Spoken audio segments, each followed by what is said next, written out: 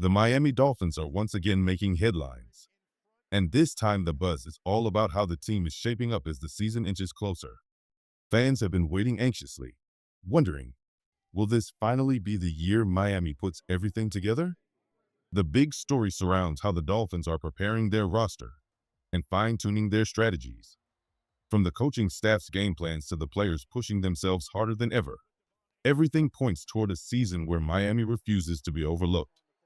This isn't just about talent. It's about mentality, discipline, and proving that the Dolphins belong at the very top. Before we dive deeper into the latest news, don't forget, subscribe to the channel, hit that like button, and make sure you turn on the bell icon so you never miss an update. Let's move straight into what's new with the Dolphins. Now, the spotlight has been shining on Miami's offensive side of the ball. Tua Tagovailoa continues to show confidence in his leadership, and his chemistry with star wideouts like Tyreek Hill is only growing stronger. This connection could easily become one of the most dangerous duos in the NFL this year. The Dolphins aren't just focused on speed anymore.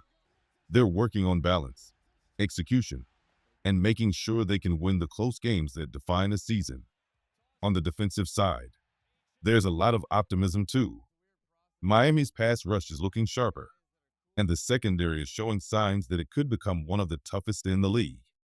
With new adjustments and hungry players looking to prove themselves, the Dolphins are making it clear that opponents can't take them lightly. Every practice, every drill, it all screams one thing: Miami is locked in. And let's not forget the energy from the fans. Whether it's at the training facility or across social media, Dolphins Nation is louder than ever, pushing this team to keep climbing higher. The hype isn't just talk. It's starting to feel like the foundation for something very real. So, the question remains, are the Miami Dolphins finally ready to take that big leap this season? The Miami Dolphins may have quietly revealed a lot this week when they dropped their very first unofficial depth chart of the season.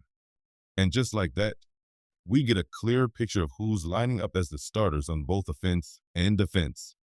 Add in some fresh comments from the coaching staff, and suddenly, the Dolphins' opening lineup is starting to look much more defined.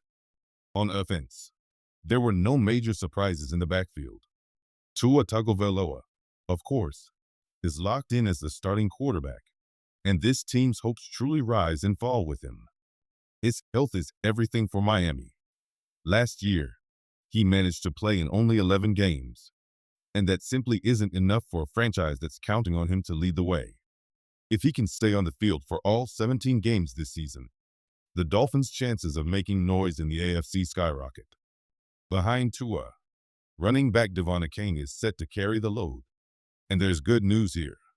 He confirmed he's fully recovered from that nagging calf injury. For any player, a calf strain is no joke.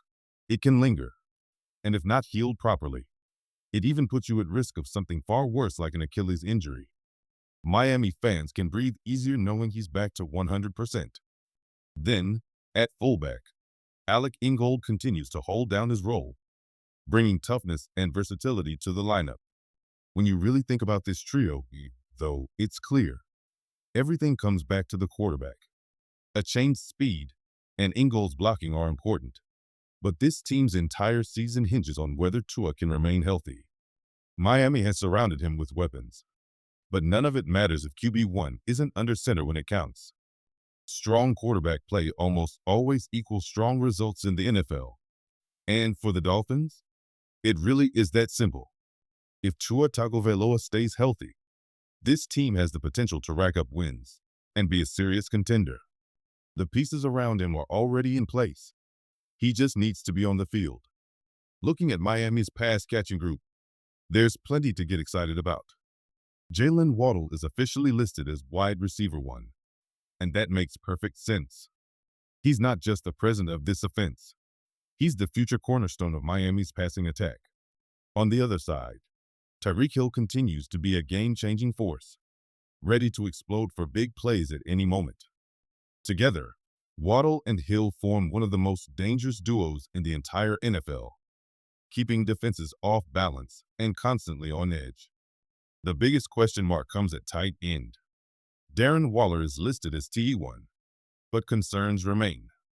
His lack of consistent availability raises doubts about whether he can make an impact week in and week out. Miami brought him in hoping for production, but the reality is that until he proves he can stay on the field and contribute, there will be lingering uncertainty. The Dolphins don't necessarily need Waller to carry the offense, but they do need him to at least be reliable enough to open things up for the wide receivers. Up front, the offensive line looks steady. Patrick Paul is set at left tackle, while second-round pick Jonas Savina lines up at left guard. At center, Aaron Brewer returns, bringing familiarity and leadership in the middle. On the right side, James Daniels and Austin Jackson round out the group, creating a solid wall to protect Tua. The only mild concern is that Daniels appeared on the injury report with an ankle issue after being limited in practice. For now, it doesn't appear serious, and all signs point to him being available for Week 1. Altogether, the Dolphins' offense has the tools to be explosive, provided everyone can stay healthy. With Tua leading, Waddle and Hill stretching the field, and a line that continues to develop, Miami's attack has the potential to be among the most dynamic in the league.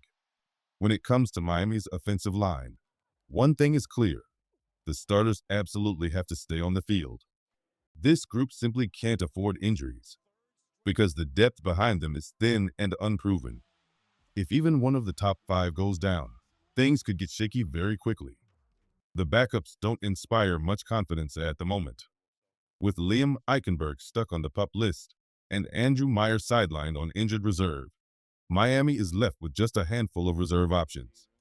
Daniel Brunskill stands out as the most versatile of the bunch. He can fill in at any of the 3 interior spots, which gives the Dolphins some flexibility. Kean Smith could potentially slide inside as well, though he's still more of a developmental option than a steady presence. At tackle, the swing roles belong to Kendall Lamb and Larry Borom. Based on recent performances, Lamb appears to be the more reliable choice, while Borom has struggled to find consistency. That's a risky situation, because protecting Tua is the single most important factor in Miami's entire season. This is why the health of the starting 5 is so critical. If Patrick Paul, Jonas Savina, Aaron Brewer, James Daniels, and Austin Jackson can all stay on the field together for at least 15 or more games, the Dolphins' offense has the potential to thrive. But if injuries creep in and the backups are forced to log heavy snaps, things could unravel quickly. In short, the offensive line is the foundation of everything Miami wants to do. If the starters remain intact, the Dolphins will have a real shot to unleash one of the most dangerous attacks in football. But if that wall starts to crack, the ripple effect could be felt across the entire season. Now let's turn to the defensive side of the ball, where Miami's true strength lies. The defensive line is absolutely loaded, and it starts with Chop Robinson, the explosive second-year edge rusher out of Penn State. Lining up opposite him is veteran Bradley Chubb, who brings leadership and a proven ability to disrupt quarterbacks.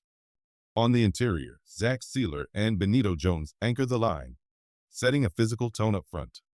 One notable absence from the starting unit, for now, is rookie Kenneth Grant, the 13th overall pick out of Michigan. But make no mistake, his time is coming. This defensive line isn't just good, it has the potential to be one of the most dominant groups in the NFL.